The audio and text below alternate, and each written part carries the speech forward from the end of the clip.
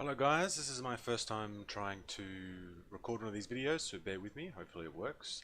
What I'm going to be talking about today is the 4 media concepts. Okay, this is going to be connected to everything we do in media studies at stage 2. Okay, I've talked about it before, but this is a recap, so you can refer back to this video if you need to. Okay, firstly, media representations. For each 4 concepts, there will be a list of dot points like this one, okay, that help you to understand and to break down those concepts, okay? So with media representations, media texts are the product of a process of selecting and organizing images, sounds, and words. This is a interesting way of saying how texts are essentially the way in which people put things together. Okay, so with a film, it is what has been recorded, the sounds that have been made, and what someone says within that. Okay, within a TV show, the same thing. With a magazine, you don't usually have sounds, but images and words. With the words in a magazine article, it is talking about the way in which people are represented or been made biased. The second point, how individuals and organizations construct meaning and how individuals interpret meaning. This is about that even though an organization has created a text for some purpose, the individuals who view it will interpret it differently. Okay, an example could be the advertisement for Australia. I can't remember the model's name, but where she said, "Where the bloody hell are you?" Now in Australia, we all understood that as something not being offensive, but when they sent that advertisement overseas, people were offended by it because the individuals interpreted it differently. The third point, determine the extent to which a media text has been mediated, changed, or constructed to suit the needs or expectations of the audience or creator of the text. Alright, this is about how it is put together, okay, and how a text has been put together to suit the needs of the audience, so the people that want to see it, or the creator of the text. Now, why these two things are different is because sometimes people make things because they want to, and it is what they see, the creator of the text, okay? Whereas other times, things are put together to suit an audience. You could look at Stranger Things with this. They knew their audience would most likely be lots of people dealing in nostalgia, so they had all these connections to the past, films and things like that. I don't know if they knew it was going to be such a success with the younger generation. Okay, if we were to look at the creator of the text and how they have mediated, changed, or constructed something, look at The Room. Okay, Tommy Wiseau created a text because he thought that would be the best thing for him. Okay, it was completely his creation.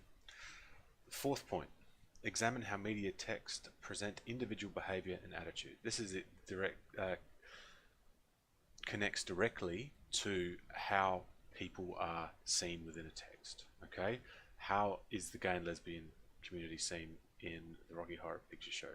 How are teenagers viewed in Summer Heights High? Okay, how does the text present those individuals? Okay, and then lastly, after you've done looking at all of them, you need to reflect on how accurate that is, how appropriate it is, and how fair these representations are. Okay,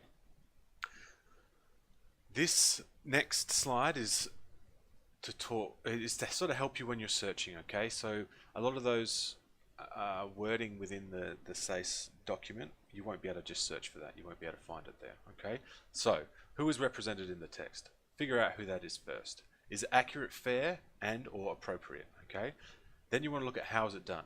How have they represented these people? How has this magazine represented these people? How has this documentary shown who these people are? Okay, how has it been changed to represent these people? Okay, so what have they done to change the way they are represented? Keywords when you're looking at this is representations within it, within the text, stereotypes within the text, or you might want to look up the stereotypes of the people represented, and then lastly criticisms. A great thing you could do is look at how people get triggered by this, by the certain text. Look at the responses that people have made of that text. Media organizations. Okay, these are individuals and organizations who produce and distribute media texts. Okay, this can be writers, authors, journalists, directors, producers, distributors, editors, anyone that is involved in the creation of a text. An individual or organization has many reasons for producing a text: to sell a product or service, to persuade people to adopt a particular point of view, or to satisfy a need to be creative. Okay, we are looking at advertising there. We are looking at people persuading people of other ideas. An excellent example is through documentaries, okay, and through how political parties sell their campaigns. And then lastly, to satisfy a need to be creative. Some people create things because they just want to be creative and they have a story to tell. The third point, with the wide use of information and communication technologies, small organizations are now able to communicate their ideas and views. As a consequence, many alternative voices can be heard and audiences can respond to the ideas and opinions generated in and through media. This is connected to our internet, social media, YouTube, Facebook, Instagram, Tumblr, Twitter, Twitch. The list goes on and on and on.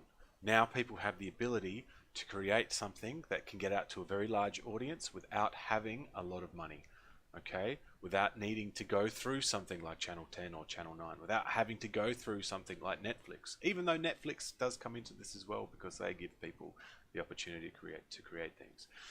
So these alternate views and voices can be heard, and audiences have the ability to respond to them, okay? Because of social media, fans or critics or anyone who is the audience of a text has the ability to possibly connect directly with the person who's created it or the organization. The fourth point, examine an issue or a media text and reflect on what you know about the institution that produced the media text. This is essentially what have they created before? Okay, if you're looking at The Big Lebowski and you want to have a look at why they created this film, just have a look at all their other films. Okay, they are creative people that have stories they want to tell and they love making movies. If you were to look at a documentary, however, you might find that the creators of that documentary have a very connected theme throughout. The same with news services. Okay, there are certain news services that push a certain idea. If you might read their article and then you go, hang on a minute, this sounds very biased, you can go and look at their website and see that all of their stuff has a certain bias. And lastly, reflect on the media how the media text was distributed to its audiences, as well as the way in which the ownership or control of the media or organization influenced the content or presentation of an issue.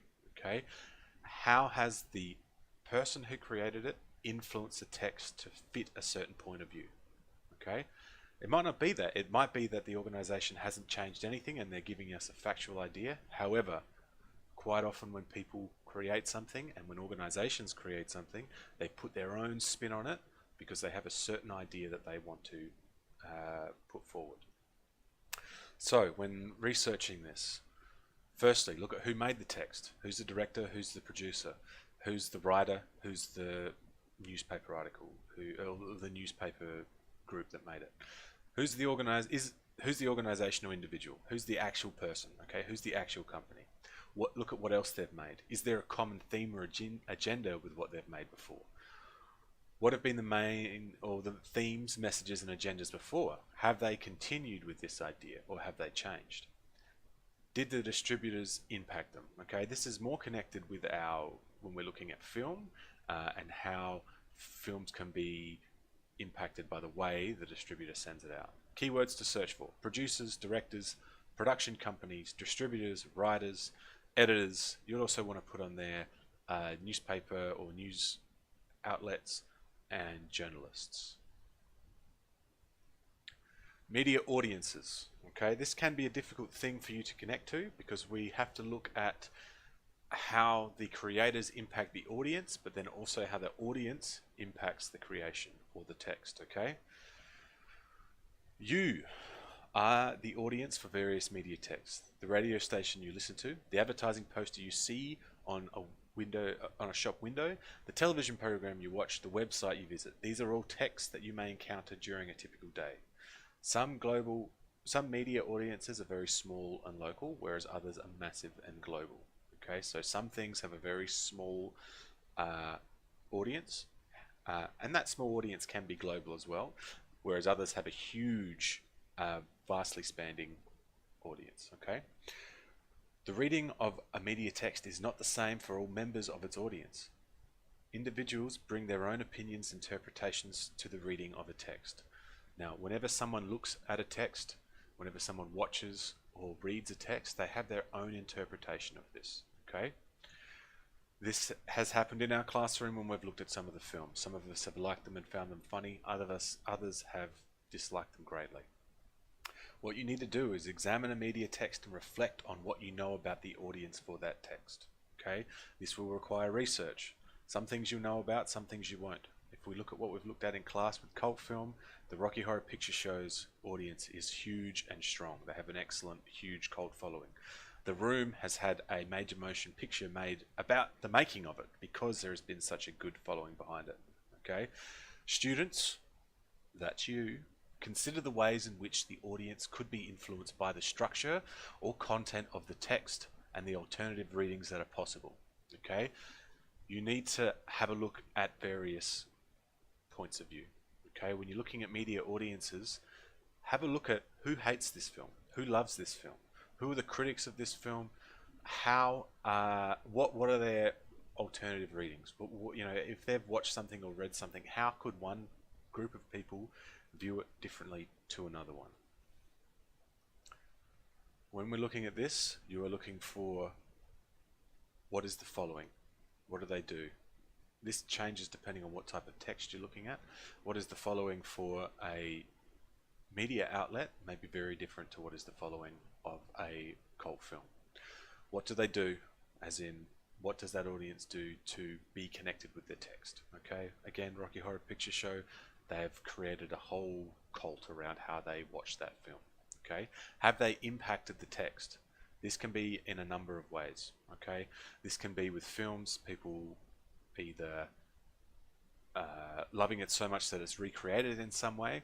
With other texts, documentaries, some documentaries can get a cult following because of the views that are expressed in there.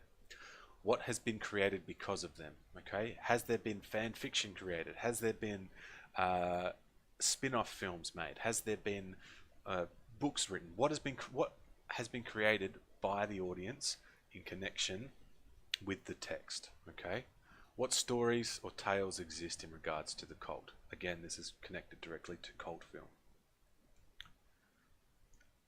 Keywords to look for: cult following, cult of. We talk about the cult of Rocky Horror Picture Show, cult of Big Lebowski. Okay, audience impact as well. Audience impact of a certain text.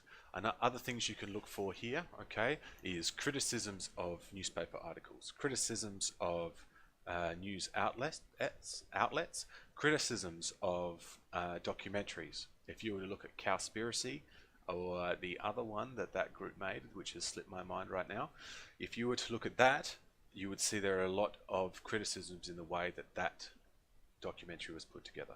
Okay. And lastly, media conventions. We use media conventions to communicate with audiences. Now, the media conventions change depending on the text type. Okay. Remember, with conventions, if we're looking at a film, we're looking at film techniques. Okay. If we're looking at something written, we're looking at language features. Okay. Think back to your previous English studies. The media conventions connect to the type of text. Okay. And it's just a different wording we've used. Through these conventions, media present messages that are determined partly by the ideas and values of the media organization and partly by the audiences as they construct meaning. Okay, so it's a two-way street. Someone creates a text and they have a meaning that they are expecting, okay, and then the audience watches it and it creates its own meaning. The Room is a perfect example. Tommy Wiseau believed that he was creating a suspense drama that had a love triangle. However, when audiences viewed it, it was hilarious and ridiculous. Okay, it took two people to create the meaning of that text. A convention refers to the way in which messages are normally communicated within a particular medium, medium being the type of text. For example, moving images in a fixed frame in film and television, or the arrangement of icons on an internet site. Okay, the way in which someone's website has been constructed. Students develop a critical vocabulary with which to express their understanding of media conventions. You have a critical vocabulary of films already. Okay, you know about film techniques, you know about lighting, you know about this way in which sound is used, you know about camera angles. Okay, you already have a vocabulary to do with persuasive writing and language features. Okay, all that stuff's been built up. You take that and you can use that within our media studies subject. Students could pose some of the following questions when examining media conventions. These are pretty generic. These are from SACE, but these are things you can think about and alter to analyze the conventions of something. Okay, what non-verbal elements have been used to communicate meaning? How does the soundtrack or language used in the text contribute to the overall meaning? Think Stranger Things, their soundtrack, amazing 80s synth, retro synth music, synth wave it's called. Okay, really gives an 80s aesthetic, especially a sci-fi 80s aesthetic. What symbols or images are there that contribute to understanding the text? This can be seen in all sorts of films. A good example would be the Rocky Horror Picture Show. There's lots and lots of things that connect to Nazis and Hitler and Germans in general throughout that film that you have to really take notice of. To what extent has editing been used to enhance or change meaning? This comes apparent when you're looking at documentaries, okay, in the way in which the information is given to the viewer, okay? In what ways are set, setting, and camera positioning important in structuring the text? In what ways do the creators of new media use or challenge traditional conventions? This one is great for looking at film, television, and anything that's slightly different. So what are they doing that changes the norm? When you're looking at conventions, okay, you want to firstly identify the text type. What are you looking at? What are the normal conventions of this text? If it's a film, what are the normal conventions that they use? Does the text change these conventions in any way, or does it use them in the way that they are usually intended? What does this text do differently, and how does that impact the text? Okay. This question connects directly with whether or not it does actually impact the text, whether or not there is a change, okay, and whether or not they are breaking any conventions, okay. However, you can still look at if they are using conventional methods, okay, what are they, and how do those conventional methods impact the text? Keywords you're looking for, okay, conventions challenged, okay, techniques used, and the film production. If you were looking at a different form of text from a film, so if you're looking at a news article or a magazine article or even a book, you can then be looking at you could also look at criticisms, but also how it has been produced. Okay, so that is an overview that you can refer to if you are stuck. This is essentially what we talked about in class, but it does give you this if you would like it. Thank you very much.